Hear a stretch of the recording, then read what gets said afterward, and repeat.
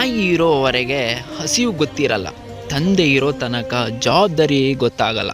ತಂದೆ ತಾಯಿ ಇಲ್ಲದಿರುವವರು ಮಾತ್ರ ಅನಾಥರಲ್ಲ, ತಂದೆ ತಾಯಿ ಇದ್ದು ಅವರಿಗೆ ಗೌರವ ಕೊಡುವುದವರು ಅನಾಥರೇ. ಅಮ್ಮ ಎಂದು ಎಲ್ಲರನ್ನು ಕರೆಯಬಹುದು, ಆದರೆ ಅಪ್ಪ ಎಂದು ಎಲ್ಲರನ್ನು ಕರೆಯಲು ಸಾಧ್ಯವೇ? ತಂದೆ ತಾಯಿ ಋಣ ತೀರಿಸಲು ಸಾಧ್ಯವಿಲ್ಲ. ದಯವಿಟ್ಟು ಅವರನ್ನು ಚೆನ್ನಾಗಿ ನೋಡಿಕೊಳ್ಳಿ.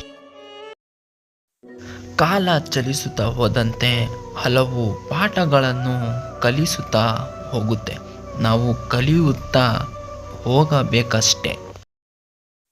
ಪ್ರೀತಿಸುವ ಪ್ರತಿಯೊಂದು ಹೃದಯವು ತಾನು ಮೆಚ್ಚಿದ ಹೃದಯದ ಜೊತೆ ಇರಬೇಕು ಎಂದು ಬಯಸುತ್ತದೆ.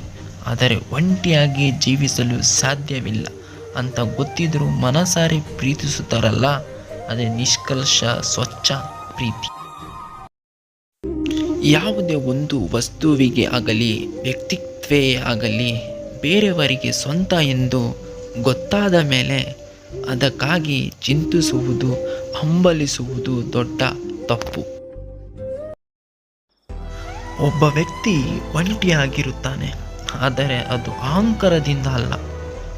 ಎಲ್ಲ ಸಂಬಂಧಗಳ ನಂಬಿಕೆ ಪೆಟ್ಟು ತಿಂದಿರುತ್ತಾನೆ, ಅದಕ್ಕೆ ಒಂಟಿಯಾಗಿರುತ್ತಾನೆ.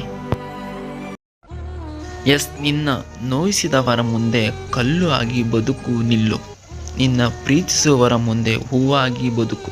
ಆದರೆ ನಿನ್ನಿಂದ ಏನಾಗುತ್ತೆ ಅನ್ನೋವರ ಮುಂದೆ ಸಾಧಿಸಿ ಬದುಕು.